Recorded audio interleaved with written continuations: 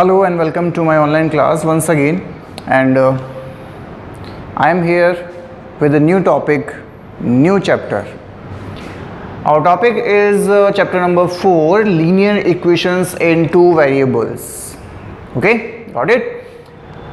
तो जैसा कि हम हमेशा करते हैं, सबसे पहले हम बात करेंगे हमारे टॉपिक पे और उसके बाद में हम डिस्कस करेंगे हमारे चैप्टर पे. ठीक है, स्टार्ट कर दें.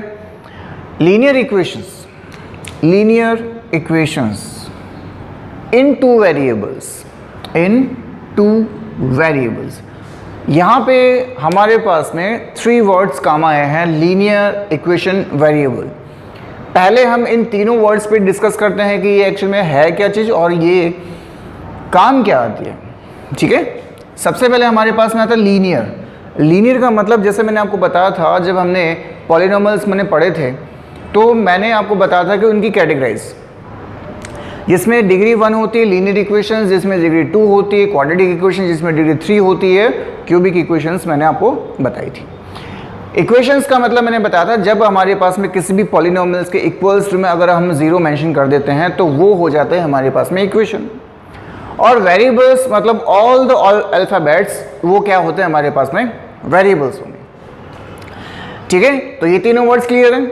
अब लीनियर इक्वेशन टू वेरिएबल का मतलब क्या हुआ कि अगर हमारे पास में किसी भी सिचुएशंस में या किसी भी क्वेश्चंस में 2 सिचुएशंस दी जाती हैं, उसमें से एक सिचुएशन को पहले वाली वेरिएबल से मतलब x, a, p, q किसी से भी, और दूसरे वाली सिचुएशन को सेकंड वेरिएबल से मतलब जो हमने फर्स्ट सिचुएशन में लिया था उसके अलावा हमें दूसरा वेरिएबल लेना पड़ता है यहाँ पे, और उसके बाद में हमें एक इक्वेशन जनरेट करनी पड़ती है जिसे सॉल्व करके हम क्या निकालते हैं, आंसर निकालते हैं, हमारे जीरोस निकालते हैं, हमारे रूट्स निकालते हैं. ठीक है, तो ये हमारा हुआ इंट्रोडक्शन. जैसे एक एग्जांपल मैं आपको बताता हूँ, ये है हमारे पास में 2x + 3y = 11. ये क्या है, ये एक इक्वेशन है, लीनियर इक्वेशन है और 2 वेरिएबल्स में है, बिकॉज x पहला वेरिएबल हो गया, 3y दूसरा वेरिएबल हो गया और 11 जो है वो कांस्टेंट हो गया. अब हर क्वेश्चन में हमें 2 इक्वेशंस मिलेगी, ये भी ध्यान रखना, बिकॉज 2 वेरिएबल है तो 2 इक्वेशंस भी मिलेगी, मतलब दूसरी वाली कुछ ऐसे भी हो सकती है, ये चीज़ आप ध्यान रखना. ठीक है, तो ऐसा हमारे पास में कुछ इक्वेशंस मिलेंगी जिस पे हम आज वर्क करने वाले हैं. तो देखिए, बने रहिए मेरे साथ में. डिस्कस करते हैं हम चैप्टर नंबर 4 पे, linear equation in two variables. Introduction मैंने आपको बता दिया है. अब हम बात करते हैं इसके एक्सरसाइज नंबर 1 पे, जो कि ये रही. इसमें दे रखा the cost of a notebook is twice the cost of a pen. पहले हम एक बार क्वेश्चन को पढ़ लेते हैं. The cost of a notebook is twice the cost of a pen, पहली situation. Write a linear equation two variables to represent this statement. हमें इस स्टेटमेंट को इक्वेशन में जनरेट करके बताना है. ठीक है, तो देखिए, express the following, take the cost of notebook to be x. पहला वेरिएबल कौन आया, x आया. And that of a pen to be y, दूसरा कौन आया, y आया. तो हमारे पास में इक्वेशन क्या बनने वाली, देखिए, let the cost of a pen, pen था और नोटबुक था, तो पहले हम नोटबुक लेते हैं. x हमने ले लिया, and cost of a pen y हमने रख लिया. अब बात करते हैं हमारे पास में स्टेटमेंट में, या हमारे पास में जो स्टेटमेंट आया उसके इक्वेशंस पे. ठीक है,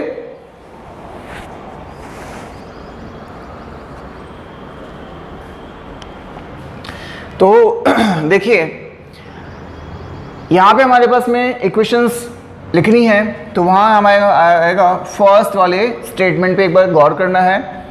the cost of a notebook मतलब this one, is means equals to twice of a pen. मतलब इक्वेशन क्या हो गई कि इस नोटबुक की कीमत पेन की कीमत के जस्ट डबल में दे रखी है। तो ये हमारे पास में हुई इक्वेशन, और अगर हम इसे इधर लेकर आते हैं तो ये हो गया हमारा फाइनल आंसर। आया समझ में? नोटबुक की कीमत हमारे पास मैक्स दे रखी थी, पेन की कीमत वाई दे रखी थी। नोटबुक ऑब्वियसली सिंपल सी बात है कॉस्टली होनी है, because pen 5 rupees 10 rupees, notebook 20-50 rupees की आती है। तो नोटबुक की कीमत पेन की कीमत का जस्ट डबल है, मतलब अगर पेन 10 रुपीज़ का है तो नोटबुक 20 रुपीज़ की होगी। ये था हमारे पास में क्वेश्चन नंबर फर्स्ट, और ये है हमारे पास में लीनियर इक्वेशन। सेकंड की अगर बात करते हैं तो express the following linear equation in the form of ax plus by plus c। ये लीनियर इक्वेशन की फॉर्म होती है, मैंने आपको पहले वाले क्लासेस में भी बताया था। And indicate the value of a b c in each of the cases. हमें इस जो इक्वेशंस दे रखी है, हमें इन्हें ब्रेक करना है और a b c की वैल्यूज बतानी है। तो देखिए, जैसे पहले वाले में ये ध्यान रखना, a का मतलब x का कोफिशिएंट होगा, b का मतलब y का कोफिशिएंट होगा, और c का मतलब कांस्टेंट होगा, लेकिन सबको लेफ्ट साइड लेने के बाद ही आप इसे बताएंगे। यहाँ पे इक्वल्स टू का साइन है, अगर इक्वल्स टू के इधर ले लिया जाए तो ये हो जाएगा माइनस। अब a कौन रहा 2, b कौन है 3, और c कौन है माइनस 9.35 बार। इसकी अगर बात की जाए तो ये नेगेटिव में है, जब इधर आएगा तो पॉजिटिव में हो जाएगा और उधर 0 हो जाएगा। अब a कौन है 2, b कौन है 5, और c कौन है 0, बिकॉज हमारे पास में कांस्टेंट है ही नहीं। इसकी बात की जाए तो ये तो ऑलरेडी लेफ्ट में है, तो यहाँ पे a कौन है ही नहीं, मतलब 1। b कौन है यहाँ पे -1/5 होगा, y नहीं होगा, क्योंकि वेरिएबल हमें नहीं बताना है, उसका कोफिशिएंट बताना है। देखिए ये हमारे पास में दे रखा है y/5, इसका मतलब ये हो गया y इंटू दिस वन। तो यहाँ पे कोफिशिएंट कौन हुआ, माइनस में 1/5 हुआ, ये चीज आप ध्यान रखने का। और कांस्टेंट कौन हुआ, -10 हुआ। यहाँ के अगर अपन बात करते हैं तो इक्वल्स टू में 6 दे रखा है, जब वो इधर आएगा लेफ्ट साइड की तरफ तो हमारे पास में हो जाएगा माइनस में, और उधर चला जाएगा 0। तो ये हमारे पास में a कौन हुआ -2 हुआ, b कौन हुआ 3 हुआ, और c कौन हुआ -6 हुआ। ठीक है, ऐसे आपको ये बताना है, a b और c की वैल्यूज बतानी है। ये थी हमारे पास में एक्सरसाइज नंबर 4.1, जो कि इसका नॉर्मल इंट्रोडक्शन था, और उसके बाद में हमारे पास में आ रही है हमारी एक्सरसाइज नंबर 4.2। ठीक है, फर्स्ट क्वेश्चन पर अपन बात करते हैं। देखिएगा, which one of the following option is true and why. हमें रीजन भी बताना है। y is equals to 3x plus 5 has, y is equals to 3x plus 5 has unique solution, two solution and many solutions।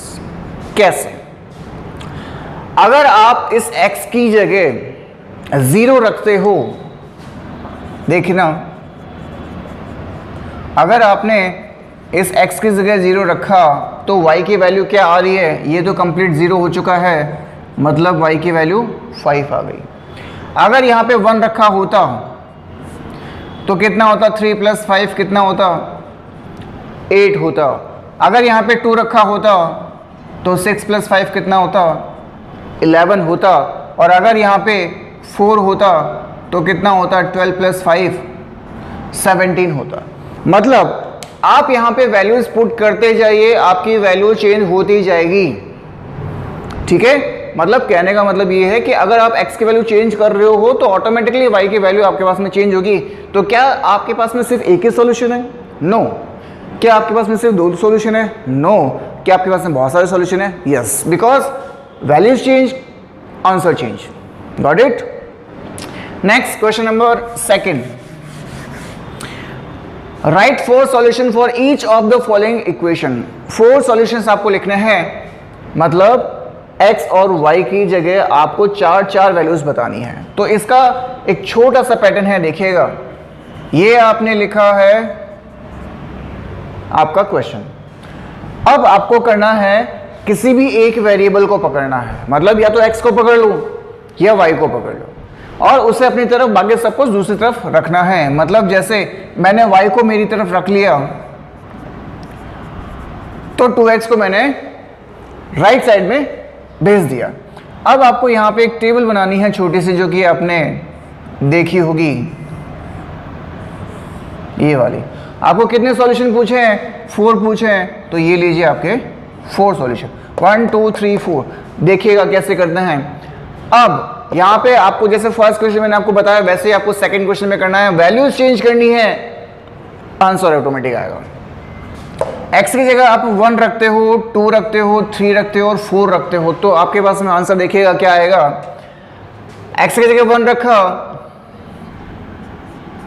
2 1 जा 2 होता है, और 7 में से जब 2 गया तो आपके पास में कितना आता है?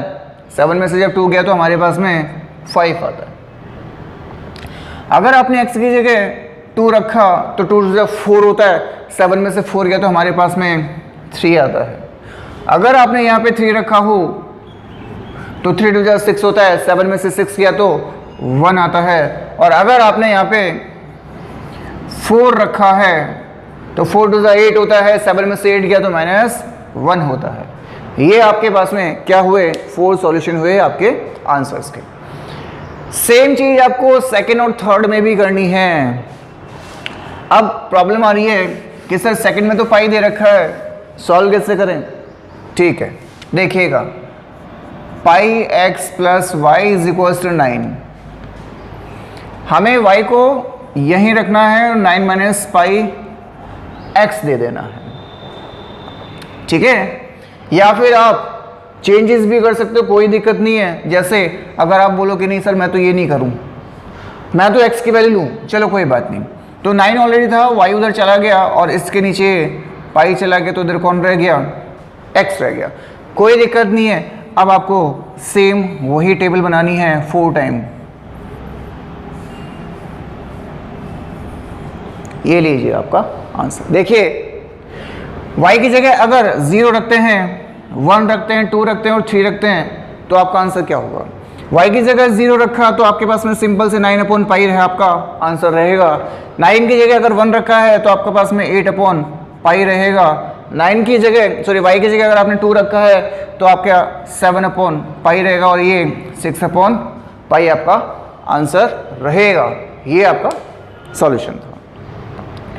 थर्ड की अगर अपन बात करते हैं, check which of the following are solution of the equation x minus 2y plus 4 is and which are not। मतलब आपको उस इक्वेशंस के आंसर बताने हैं जो आपको ऑप्शंस में दे रखे हैं कि कौन सा ऑप्शन उस इक्वेशन का आंसर है। कैसे? आपको कुछ नहीं करना है, सिर्फ दी हुई इक्वेशन में ऑप्शन पुट करना है।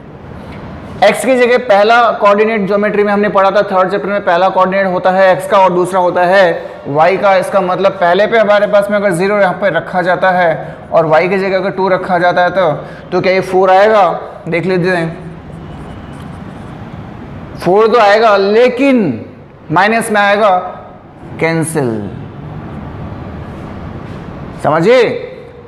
दूसरे में अगर x minus 2y is equal to 4 दे रखा था, अगर यहाँ पे x की जगह 2 रखा जाए और y की जगह 0 रखा जाए तो क्या 4 आएगा? तो देखिएगा 2 माइनस 0 इज इक्वल टू 4, मतलब 2 इज इक्वल टू 4 नहीं आएगा, गलत है। तीसरे वाले की अगर बात करते हैं तो यहाँ पे देखिएगा, इसी में 4 x की जगह 4 रखते हैं, माइनस में 2 0 इज इक्वल टू 4 रखते हैं, तो ये तो हो गया हमारे पास में 4 इज इक्वल 4 माइनस 0, 4 में से 0 जाएगा तो 4 ही बचेगा, 4 इज इक्वल टू 4। यस, ये हमारा सॉल्यूशन होगा। इसकी बात करते हैं तो ये देखिएगा,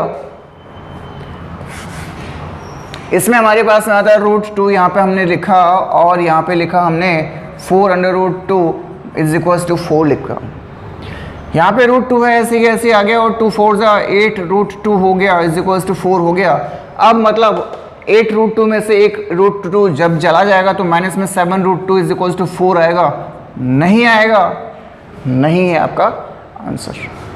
ऐसे आपको सॉल्यूशंस बताने हैं कि कौन सा ऑप्शन आपका आंसर रहेगा और कौन सा नहीं रहेगा। ठीक है, नेक्स्ट क्वेश्चन नंबर 4 की तरफ चलते हैं। देखिएगा कितनी जल्दी जल्दी आपकी एक्सरसाइज हो रही है और बहुत ही छोटी छोटी और इजी एक्सरसाइज ये आपके पास में दे रखी है। Find the value of k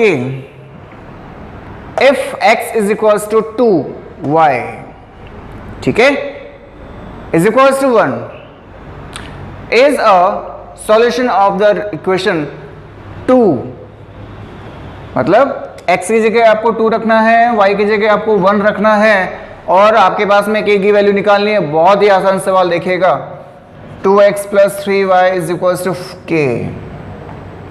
अब x की जगह आपको 2 रखना है तो ठीक है, ये लीजिए, और y की जगह आपको 1 रखना है तो ये लीजिए, आपका आंसर हो गया। तो देखिएगा 2 2 ज़ा 4 एंड 3 3 ज़ा 1 is equals to k is equals to 7, ये आपका आंसर हो चुका है और आपका आ चुका है।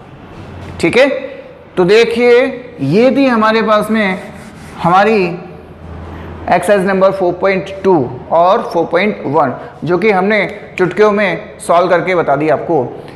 सेम आपको यही पैटर्न आपको नेक्स्ट एक्सरसाइज में करना है, मतलब 4.3 में और उसके बाद में जो भी आपके पास में एक्सरसाइज आ रही है। लिखा है यहाँ पे graph of linear equation into variable, ये रहेगी हमारी नेक्स्ट क्लास। तब तक आप 4.1 और 4.2 की प्रैक्टिस कीजिएगा। ठीक है, तो मिलते हैं हमारे इसी पॉइंट के साथ में, कंटिन्यू करेंगे नेक्स्ट टॉपिक ग्राफ के साथ में। Thank you.